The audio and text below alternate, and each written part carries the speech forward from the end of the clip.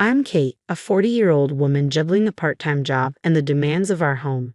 Ted, my husband, is just a couple of years older, and we share our lives with a beloved cat. We've been married happily for 15 years, although I wouldn't say it's been without its challenges. One of the biggest disappointments has been our inability to have children. Another source of frustration is Ted's reluctance to pitch in with household tasks, despite his modest earnings.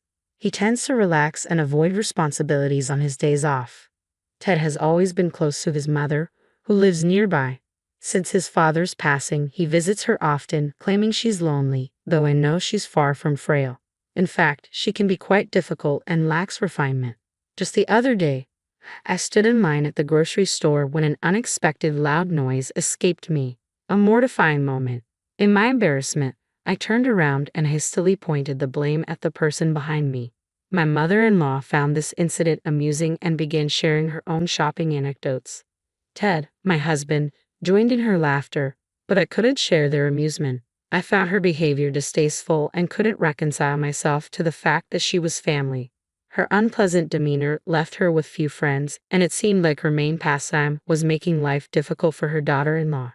If it weren't for our strained relationship, I wouldn't mind visiting my in-laws. However, I doubt any daughter-in-law would willingly engage with such a character. Even Ted's older brother and his wife, Rose, who used to live in the same house with her, couldn't tolerate her and eventually moved away. It's not hard to see why. Living with such a mother-in-law would be a daunting challenge, especially after Ron, Ted's brother, passed away. Despite Rose's patient and tolerant nature, she too found her difficult to bear and chose to distance herself. I can only imagine how much she must have endured. Rose wanted to create some distance, but her somewhat pampered husband wasn't keen on moving too far. As a result, the three families now live separately but close by. It makes me wonder if all the brothers are mama's boys. What could possibly be so appealing about a mother-in-law like that? Even if I had to reside under the same roof as her, I could manage it if it were in separate living quarters. However, when she recently summoned me to discuss family matters, the contentious issue of living together came up again. I think it's time for us to consider living together, she said, sparking the heated debate. Live together? When can you guys move in? Just as I thought she had gathered us to discuss something else, she abruptly brought up the idea of living together. What surprised me even more was her assumption that it was already decided and she was jumping straight into discussing moving and dates. I was taken aback. Wait a minute. Hold on. I don't want to live together, I blurted out. I've seen how much trouble Rose went through, and I don't want to go through the same. I'm not asking you, I'm asking Ted, she retorted sharply, brushing aside my clear refusal to consider living together. My objection seemed entirely disregarded, despite the fact that I would be directly affected by such a decision. Well, I don't mind living together, Ted chimed in unexpectedly. And when it comes to taking care of Mom in the future, it would be easier for Kate if we're all under one roof, wouldn't it? I couldn't believe Ted had agreed to this so readily, assuming I would take on the caregiving responsibilities in the future. Take care of you? Are you serious? I exclaimed, incredulous. After all the difficulties you've caused Rose and me. Her expression soured at my response. Oh dear, that sounds rather harsh. I was just offering some guidance as your elder in matters of health and family. Education. Is she really the one to talk about education? I mused silently. Regardless, I have no intention of living together or taking care of you. If you insist, I will file for divorce, I stated firmly, startling Ted. Whoa, wait, divorce over this? Ted reacted, clearly flustered. Considering divorce over being coerced into living together and caregiving without regard for my feelings is not unreasonable, I asserted. I have a job and stable income, so I'll manage just fine even if we separate. Ted was left momentarily speechless. Well, if Kate truly doesn't want to, then I suppose we'll have to ask your brother and Rose to return, she interjected, causing Rose to panic. Oh, I can't live with my mother-in-law again. It would be detrimental to my mental health. Absolutely not, Rose exclaimed, clearly distressed. However, this time her husband attempted to soothe her. Calm down, Rose. Mom may have been tough on you in the past, but it was out of concern for you. She regrets it now, he reasoned. Regret? I haven't seen any signs of regret from her at all. Rose retorted, clearly unconvinced. Yeah, you never argue back no matter what I say, so it's not much fun for me either. It's tough when a daughter-in-law is as straightforward as Kate. But it's also difficult when she doesn't express her thoughts, her brother-in-law added unexpectedly. Rose was left speechless at his unexpected remark.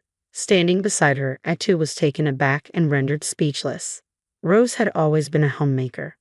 If you divorce, you'll struggle financially right away. Kate works diligently, unlike you, remarked the brother-in-law, prompting the mother-in-law to chime in. It's true, Rose. If you continue to be selfish, your husband might leave you. When a woman lacks good looks and a good figure, she ends up alone on the streets. I couldn't believe the mother-in-law's lack of remorse. She seemed to be escalating further. Rose used to be so pretty when she was young.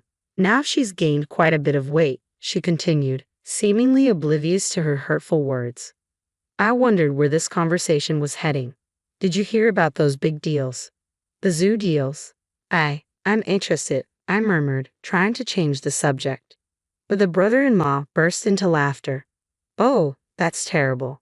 Are you comparing me to a seal? Rose choked back tears as she spoke. I felt flustered, wanting to comfort her, but the mother-in-law and the brother-in-law continued their insensitive banter. No, it's just a misunderstanding. I was talking about the upcoming event at the zoo, right, brother-in-law? The mother-in-law interjected hastily. Seals wave their flippers and go ho-ho, don't they? Ho-ho, it's a spot-on imitation. To my disbelief, the brother-in-law and mother-in-law began imitating a seal, flapping their hands at their sides. Stop it, please. Are you both out of your minds? I exclaimed, shocked by their behavior. Rose couldn't hold back her tears and stormed out of the house. I hurried after her, chastising the mother-in-law. How can you both be so thoughtless and disrespectful? It's no wonder Rose and I refuse to live with you. Ted interjected angrily. You act all high and mighty because you work, but you're just another woman trying to make it on her own. You'll end up on the streets like Rose. Don't think of threatening divorce. You'll regret it. His words stung deeply. While I was in a more stable position than Rose, I couldn't easily dismiss the idea of divorce either. I absolutely refused to live together, I declared firmly before storming out of my in-laws' house. My priority was finding Rose and offering her comfort. After searching through town, I spotted Rose walking slowly. Rose.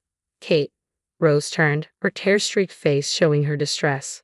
I managed to calm her down and led her into a nearby cafe. I can't take it anymore. I've always been bullied by my mother-in-law and Ted never supports me. I sympathize with her. Yeah, both brother-in-law and Ted are such mama's boys, Rose sighed in agreement. It's not just the bullying from my mother-in-law. I can't tolerate his cheating anymore. And even worse, my mother-in-law is helping him cheat, Rose suddenly confided, catching me off guard. Wait, hold on. Brother-in-law is cheating, and your mother-in-law is in on it? How did this happen? I asked, stunned by the revelation. He's been seeing someone else for a while now. He claims he's visiting his mom, but he's actually out with his mistress. His mother covers for him, creating excuses and lying to cover his tracks, Rose explained tearfully, pouring out her emotions. Oh! My heart went out to Rose. She was not only enduring mistreatment from her mother-in-law, but also betrayal from her husband. It was a heartbreaking situation for her. I understand why you're upset. It's heartbreaking, but why endure it? You don't have to put up with this, I said, hoping to console Rose. But instead of finding solace, Rose looked at me with a puzzled expression. Why endure it? I thought you were enduring the same thing, Rose replied cryptically. What do you mean? I asked, puzzled. Rose then proceeded to unveil a shocking tale. After listening to her story, we both agreed to join forces and seek retribution against our in-laws. The behavior in that household was simply outrageous. There was no reason for us, as wives, to endure their ridicule in silence. We vowed to repay them double for the humiliation they had inflicted upon us and to assert ourselves once and for all. A month after Rose and I made our decision, our mother-in-law quietly summoned us once again. Without informing our husbands, Rose and I made preparations, seeing it as the perfect chance. With determination in our hearts, we set off for our husband's family home. I really think one of you should move in with me. Our mother-in-law brought up the topic of living together again. I'm getting older, and eventually you girls will have to take care of me. Think of it as practice. Before I could respond, Rose intervened firmly. I won't do it. I refuse to live here under any circumstances. If that's what it comes down to, I'll file for divorce.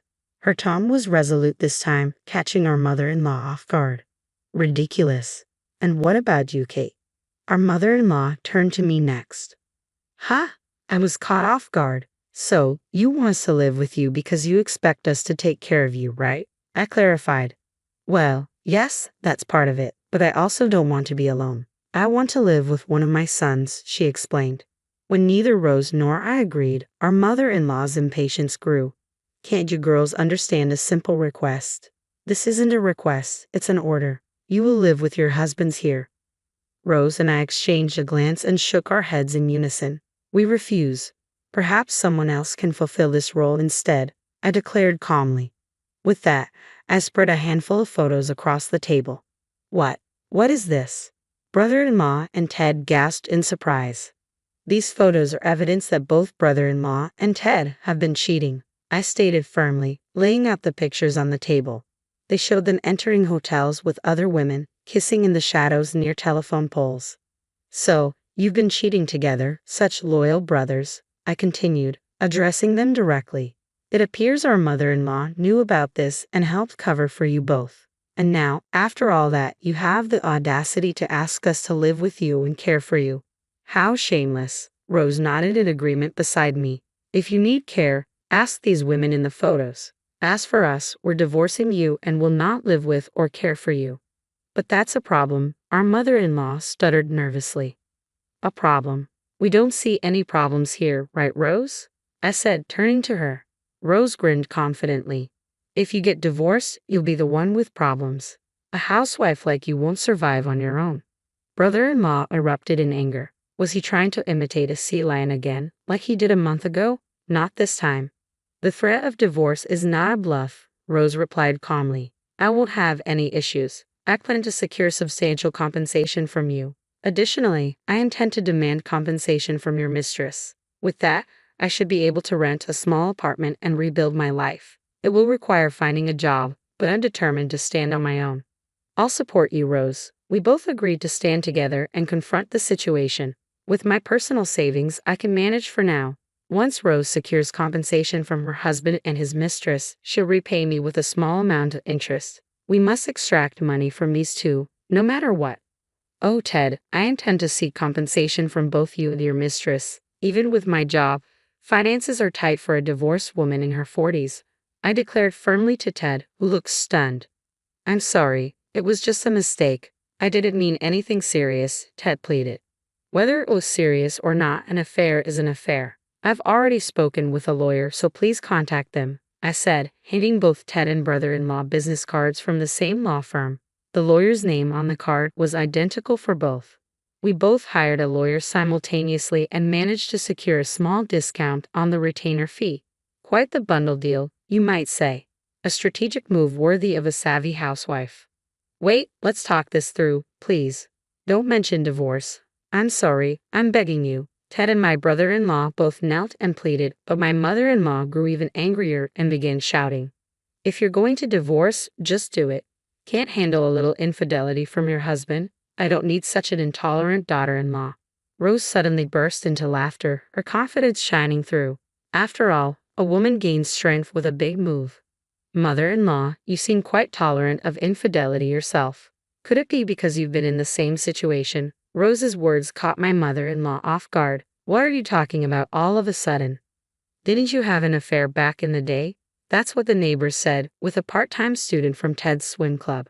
What's going on with your family's DNA? I know your late husband was diligent, but where did you hear such nonsense? Maybe you should ask around, I retorted, puzzled by my mother-in-law's accusation. Well, we'll be packing our things now, Rose and I announced in unison, standing up with bright smiles. Enjoy your time. Following that, Rose and I returned to our respective homes, gathered our pre-packed belongings, and departed. We had already secured an apartment, where we met up later. Despite numerous calls from Ted and my brother-in-law, we ignored them all, leaving everything to our lawyer. Eventually, our dual divorces were finalized and we received our alimony. My mother-in-law's plan to have her daughters-in-law care for her failed, leaving her to rely on her two sons. Evidently, a dispute arose between my brother-in-law and Ted over who would take care of her. Come back, it was my fault. Let's start over. I'll be waiting for you at the restaurant where we used to go on dates. Every night, emails like these from my brother-in-law and Ted kept popping up on Rose's and my phones. After work, we would read them, share a drink, and laugh about our ex-spouses. "Hey, Rose, you remember which restaurant he's talking about?" I asked one evening. "I'm not sure. The restaurant where we used to go has been torn down. I wonder where he's waiting," Rose replied thoughtfully. It was just Rose, myself, and our cat now. After Rose found a job, she moved out of the apartment we had escaped from together, away from that toxic family. Despite living separately, we remained close, supporting each other as friends. As I stroked my beloved cat and sipped my coffee, I savored the peace of my new life.